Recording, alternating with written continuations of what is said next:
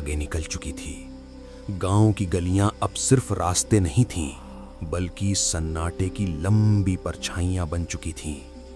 कहीं कहीं से कुत्तों के भौंकने की आवाज आती और फिर अचानक सब कुछ फिर से शांत हो जाता। ऐसी खामोशी जिसमें आदमी अपनी ही सांसें सुनने लगे।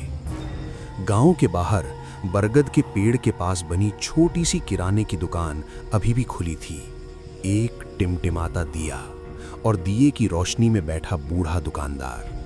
दुकान के सामने मिट्टी की चौकी पर 3 आदमी बैठे थे। दिन भर की थकान और रात का अजीब सा भारीपन दोनों उनके चेहरे पर साफ झलक रहे थे।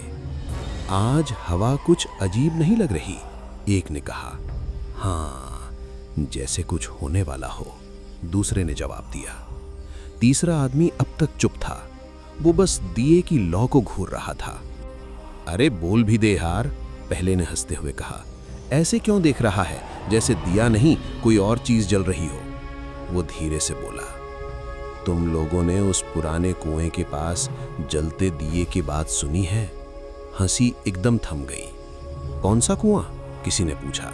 हालांकि तीनों जानते थे किस कुएं की बात हो रही है। वही जिसके पास कोई रात में नहीं जाता। दिए की लौ अचानक तेज फड़फड़ाई। छोड़ यार, एक ने कहा, ये सब डर फैलाने की बातें हैं। डर तब लगता है जब कोई चीज समझ में ना आए। उसने सांस ली। ये कहानी मेरी नहीं है, ये उस आदमी की है जिसने अपनी आंखों से देखा। उस गांव का नाम था सूरजपुर। दिन में बिल्कुल आम, खेत, स्कूल, मंदिर और हंसते हुए लोग। लेकिन रात होते ही सूरजपुर खुद को बंद कर लेता था। दरवाजे बंद, खिड़कियां बंद और दिल भी, क्योंकि गांव के बाहर एक पुराना कुआं था जिसके पास हर अमावस्या की रात एक दिया जलता दिखाई देता था, बिना किसी हाथ के, बिना किसी हवा के। उस रात रवि उसी रास्ते से गुजर रहा था। उसकी पत्नी मीरा घर में प्रसव पीड़ा से तड़प रही थी। गांव की दाई ने साफ कह दिया था, अब देर की तो जान जा सकती है। शहर का अस्पताल 12 किलोमीटर दूर था और बीच में पड़ता था वही रास्ता। मैं जाऊंगा, रवि ने कहा।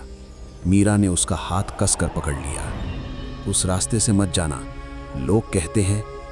लोग बहुत कुछ कहते हैं, रवि ने कहा, लेकिन अगर आज मैं डर गया तो मैं खुद को कभी माफ नहीं कर पाऊंगा। उसने साइकिल निकाली। आसमान बादलों से भरा था, हवा ठंडी थी और रात बहुत चुप। रवि के दिमाग में गांव की बातें गूंज रही थीं। कहते हैं उस कुएं के पास एक औरत बैठती है, कभी मां बनकर, कभी पत्नी बनकर और कभी बस एक साया। साइकिल आगे बढ़ती रही, तभी उसने देखा रास्ते के किनारे एक औरत बैठी थी, सफेद कपड़े, झुका हुआ सिर। भैया, आवाज आई, जरा पानी मिलेगा? रवि के हाथ कांप गए। इतनी रात यहां? उसने खुद से कहा। फिर इंसानियत जीत गई। उसने साइकिल रोकी। अम्मा, आप यहां क्या कर रही हैं? औरत ने सिर उठाया। वो चेहरा मीरा जैसा था। रवि का दिल बैठ गया। मीरा, तुम यहां कैसे? औरत मुस्कुराई, लेकिन वो मुस्कान मीरा की नहीं थी। तुम बहुत थक गए हो, उसने कहा। बच्चे की चिंता में आंखें धोखा खा रही हैं। उसी पल कुएं की तरफ से दिए की रोशनी तेज हुई। रवि को लगा उसकी छाती के अंदर कुछ जम गया है। मुझे जाना होगा, उसने कहा। औरत ने उसका हाथ पकड़ लिया। उसकी उंगलियां बर्फ जैसी ठंडी थीं। सब चले जाते हैं, वो बोली, लेकिन कोई लौटता नहीं। तभी हवा तेज चली, दिया बुझ गया और अंधेरा जैसे जमीन से उठकर रवि के ऊपर चढ़ाया। सुबह गांव वालों ने रास्ते पर साइकिल पड़ी देखी और कुएं के पास एक नया दिया। आज भी सूरजपुर में कहते हैं, अगर अमावस्या की रात कुएं के पास दिया जले तो समझ लेना कोई अपनी सबसे बड़ी मजबूरी लेकर उस रास्ते से गुजरा है। और कुछ मजबूरियां घर लौट कर नहीं आती। सुबह जब सूरज निकला तो सूरजपुर के लोग देर तक अपने दरवाजे नहीं खोले। रात की हवा अब भी भारी थी, जैसे अंधेरा गया नहीं, बस पीछे हट गया हो। सबसे पहले खेत की तरफ जाने वाला रामदीन निकला। उसकी नजर रास्ते पर पड़ी साइकिल पर गई। वही पुरानी साइकिल जिसकी घंटी हमेशा बजती थी, आज खामोश थी। अरे, ये तो रवि की साइकिल है, उसने खुद से कहा।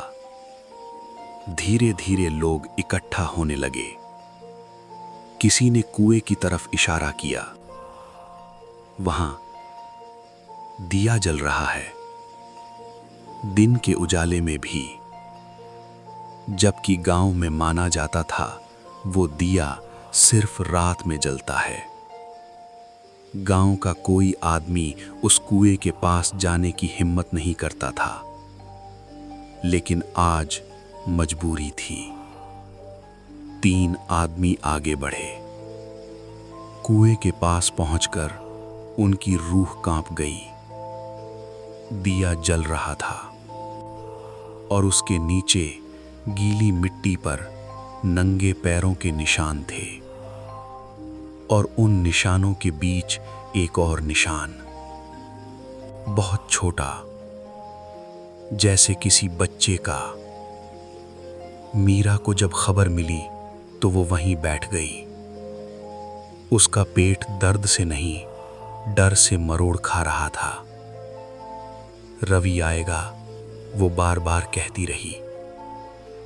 वो मुझे अकेला छोड़कर नहीं जाएगा। दाई चुप थी, उसकी आंखें नीचे झुकी हुई थीं। गांव के बुजुर्ग आए। सब जानते थे रवि उस रास्ते से गया था, और जिसने भी उस कुएं के दिए को देखा था वो वापस नहीं आया। एक तरीका है, सबसे बूढ़े ने कहा। सबने उसकी तरफ देखा। अगर दिया बुझ जाए तो कभी कभी जो गया है वो लौट भी आता है। मीरा ने पहली बार सिर उठाया। तो बुझाइए। उसकी आवाज कांप रही थी। जो करना है कीजिए, मेरा सुहाग लौटा दीजिए। बुजुर्ग ने लंबी सांस ली। इसके लिए उसी औरत का सामना करना पड़ता है। शाम होते होते आसमान फिर से ढक गया। मीरा की हालत बिगड़ रही थी, लेकिन उसका मन रवि के बिना किसी दवा को मानने को तैयार नहीं था। 3 लोग तैयार हुए, बुजुर्ग, रामदीन और मीरा। मैं भी जाऊंगी, मीरा ने कहा। नहीं, सबने कहा। अगर वो मुझे अपनी शक्ल में आया था, मीरा बोली, तो उसे मैं ही रोक सकती हूं। कोई जवाब नहीं था। रात फिर उतर आई।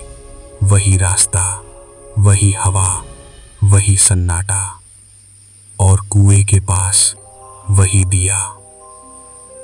इस बार दिए के पास कोई बैठा था, लंबे बाल, पीठ उनकी तरफ। रवि, मीरा के मुंह से अपने आप निकल गया।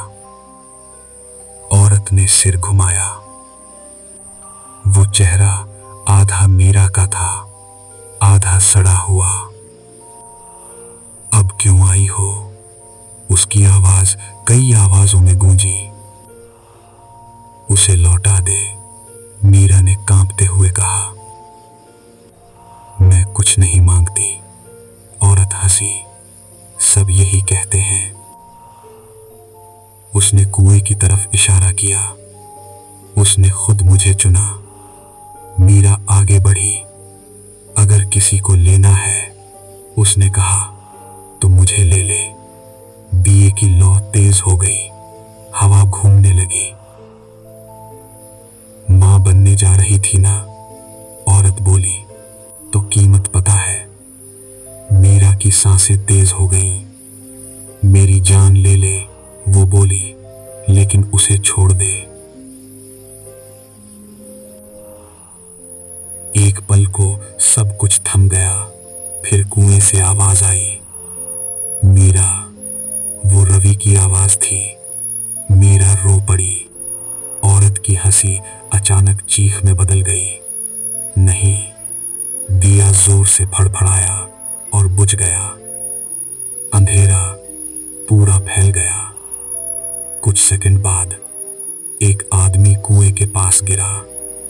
रवि जिंदा, लेकिन आंखें खाली। औरत गायब थी।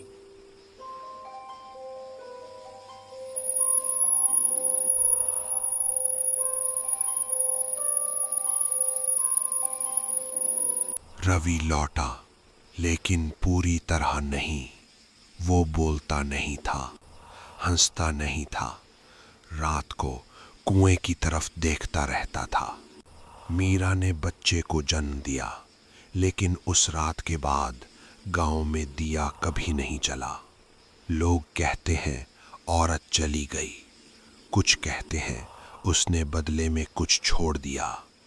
आज भी अगर आधी रात कोई उस रास्ते से गुजरे तो महसूस करता है कोई साथ चल रहा है। और कुएं से धीमी आवाज आती है, दिया मत बुझाना।